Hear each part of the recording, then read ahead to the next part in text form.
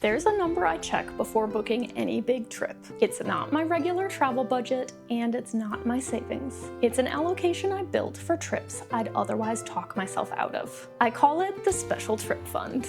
It's how I ended up on a ship in Antarctica for my 30th birthday. It's how I spent 4 nights in Wadi Rum earlier this year instead of the standard one. And it's the reason I don't second guess either of those decisions. I want to walk you through what it's paid for, how the math works, and how you build your own version. I've been a full-time nomad for 12 years. Most people budget for travel one of 2 ways: a monthly contribution to a dedicated travel fund or an annual travel target. When your travel is your daily life, that separation doesn't really exist. Your monthly budget and your travel budget become the same number. The default version of that nomad framing is one bucket, a monthly spending target you try not to exceed. The problem with one bucket is that there are things in life worth splurging on, and those things rarely fit in a single month's budget. Either you skip them, or you find a different mechanism. I built a different mechanism. Let me start with what the fund has actually paid for. Antarctica was the big one. I booked the trip in 2019 with Lindblad, a small expedition ship company, and we sailed in late 2021. We didn't know throughout the pandemic if the trip was going to happen, but it did. 30th birthday on this trip, my 7th continent, and a total solar eclipse from the ship. The stars literally had to align for this trip to happen.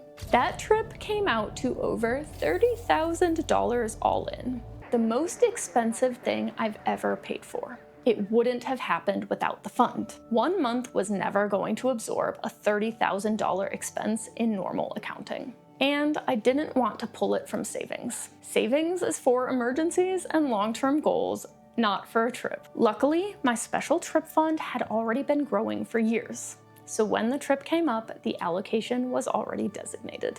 One side note that points and miles people will appreciate: at the time, Hyatt was a Lindblad partner, so the booking re-qualified me for Hyatt Globalist status and earned a meaningful chunk of Hyatt points as a rebate. Kind of unusual for a $30,000 cruise booking, but a nice bonus. Though also not enough to change the math by an order of magnitude. The most recent example is Wadi Rum earlier this year, the desert in southern Jordan. Most itineraries tell you to spend 1 night there. Kevin and I spent 4. Full days of hikes, a canyon route, wild camping out one night, the cave camp on the others, multiple jeep tours, a camel ride, and climbing the highest peak in Jordan. The Wadi Rum booking was a bundled package: accommodation, food, activities, transport, all in one number. It didn't fit cleanly into any normal spending category, and it ran above the daily average cost I target. So the cleanest way to classify it was as a special trip fund expense. I'll come back to the math on that one in a second, because there's nuance worth getting right. Okay, so let me walk you through how the fund actually works. The system is 1 target, 1 rule, plus a small monthly contribution. My monthly spending target is $4,000. That covers everything: rent or hotels, food, flights, visas, plus the normal cost of being alive across whatever country I'm in that month. Some months I'm well under my target, and some months I'm well over. The rule is what makes this work. At the end of every month, I look at how I did against the $4,000. If I underspent, say I came in at $3,000, that $1,000 surplus gets split. Half of it gets earmarked for investments, the other half gets earmarked for the special trip fund. If I overspent, say I came in at $4,500, that $500 surplus comes out of the special trip fund. This is mostly a mental trick. The dollars don't physically move from one account to another. The special trip fund isn't a separate account for me.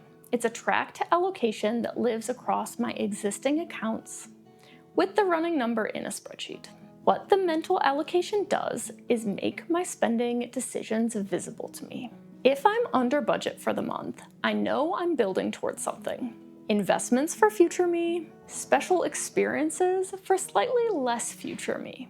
If I'm over, that's also fine. It just comes from the trip fund. And it doesn't matter whether the overspend was a Wadi Rum booking or just going out to eat more often that month.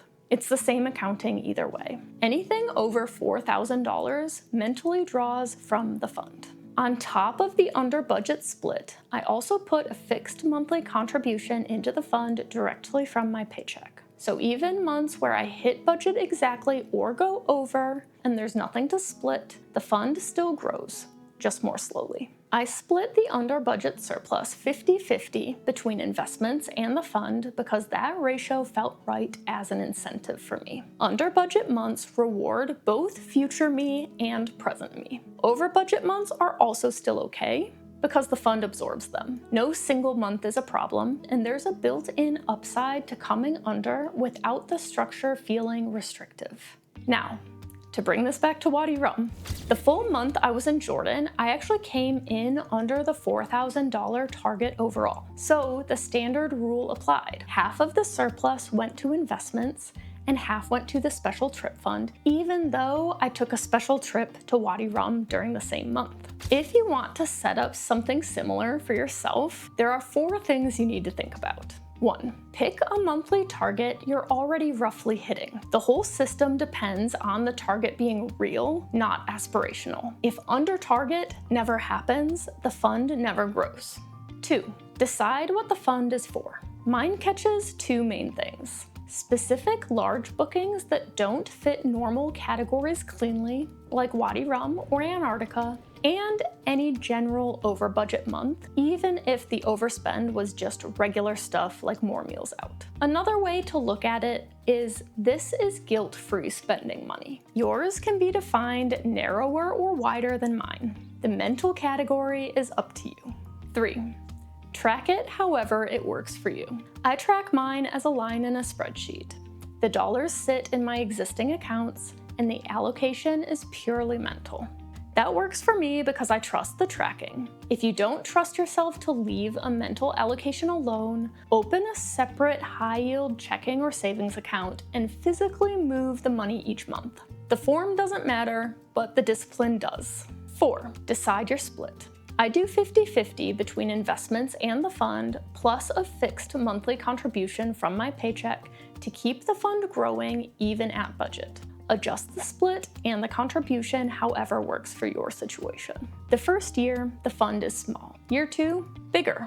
By year 5, it could be funding things like Wadi Rum without you really noticing.